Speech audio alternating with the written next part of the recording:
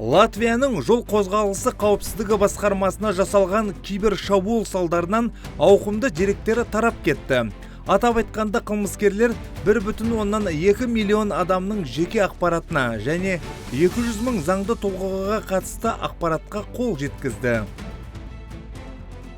Латвия бұқаралық ақпарат құралдарының хабарлауынша, шабуылдаушылар азаматтардың соңғы 18 жылдағы жеке сәйкестендіру нөмірлері, аты жөні, көлік нөмірлері мен төлемдеріне байланысты ақпараттарды алған. Алайда кибер шабуыл телефон нөмірлері мен электронды пошта мекенжайлары сияқты байланыс ақпаратына әсер етпеген.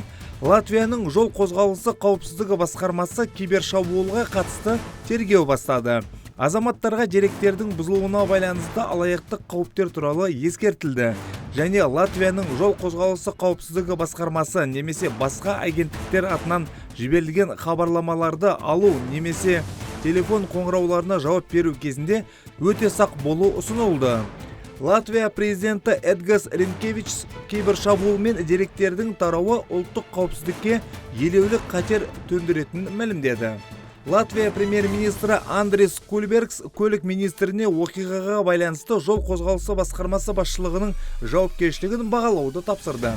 Латвия жол қозғалысы басқармасы көлік құралдарын тіркеуге, тексеруге және жүргізуші куәліктерін беруге, сондай-ақ елдегі көлік құралдарын тексеруге жауапты.